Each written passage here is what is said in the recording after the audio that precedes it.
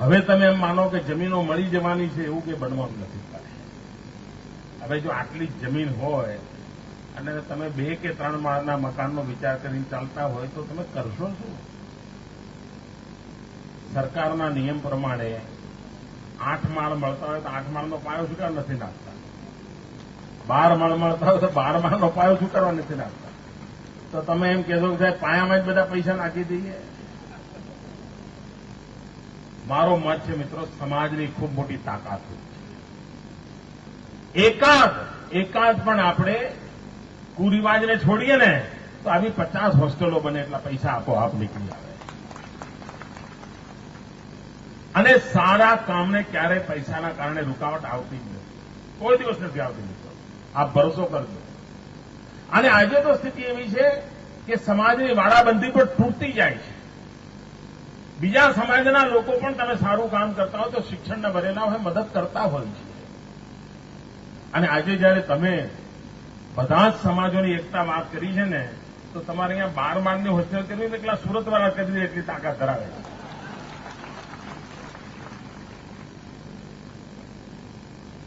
મિત્રો, સમાજમાં સામર્થ્ય પડ્યું છે. આ સામર્થ્યને જગાવવું જોઈએ અને આખી તમારી યોજનાનો પુનર્વિચાર કરો. શા માટે 40 રૂમ કે 80 રૂમ 400 રૂમ કેમ ના હોય? શા માટે 25-50 બાળકો, શા માટે 5000 બાળકોની વ્યવસ્થાનો વિચાર ના આવે? આ બધું જ શક્ય છે.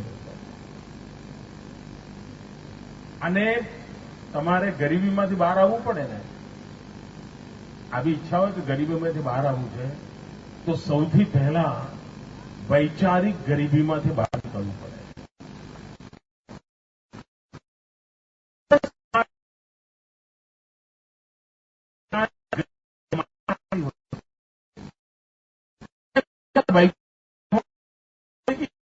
રીતે ગરીબ માણસ ગરીબીમાંથી બહાર નથી આવી શકતો.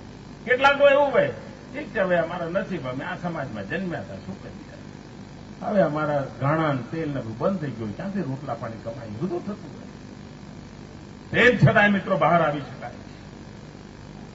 એક મનમાં સંકલ્પ જોઈએ, ઈરાદો જોઈએ, નેક ઈરાદો જોઈએ તો પરિણામ મળતું હોય છે.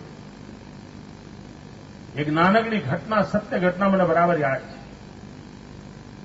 એકવાર હું મહેસાણા રેલવે પ્લેટફોર્મ પર ઉભો હતો. ખૂબ બચપણની વાત છે. એક ભિખારી, એને કહો કે ભીખમાં બ્રેડ આપી દેશે, તો બ્રેડ લઈને એના હાથમાં જબોડીને બહુ ટેસ્ટથી ખાતો હતો. અને ગાડી આવવાની વાર હતી એટલે મારા સ્વભાવ છે નાની નાની ચીજો ઓબ્ઝર્વ કરવી, બચપણથી સ્વભાવ છે. હું એને બારીકાઈથી જોઈ રહ્યો હતો અને મસ્તીથી આમ બરાબર બ્રેડ જમાવીને જમતો હતો. અને હું એની પાસે ગયો. મેં કહું, ભાઈ આ તારી હથેળીમાં તો કઈ છે નહીં, હાથ ખાલી છે અને આ બ્રેડ આમ જબોડીને કેમ ખાય? મારા મનમાં પ્રશ્ન ઉઠ્યો કે એવી કઈ માનસિકતા છે કે આવું કરે છે? આમ બરાબર આમ ટેસ્ટથી મને કે સાહેબ આ મને બ્રેડ કોકે ભીખમાં આપી છે પણ એટલી બ્રેડ ભાવતી નથી, એટલે મનમાં કલ્પના કરું છું કે મારી હથેળીમાં મીઠું છે અને મીઠામાં જબોડીને ખાવું છું. મેં કહ્યું, ભાઈ તું કોઈ દી ગરીબીમાંથી બહાર નહીં આવે. કલ્પના જ કરવી છે તો મીઠાની શું કરવા કરે છે? શ્રીખંડની કરને કલ્પના જ કરવી છે તો મીઠાની શું કરવા કરે છે? ભાઈ, માનસિકતાનું એક બંધન બની ગયું હોય છે. મને લાગે છે કે આપણા સમાજમાં આજે માનસિકતાનું સીલિંગ લાગી ગયેલું છે, એમાંથી માથું બહાર કાઢવાનો સમય પાકી ગયો. અને તમે એક માનજો મિત્રો, મેં એવું નથી કહ્યું હાથ બહાર કાઢવાનો, એ તો તમને એમ થાય કોઈ હાથ પકડે તો બહાર નીકળે. ના, માથું જ બહાર કાઢવું.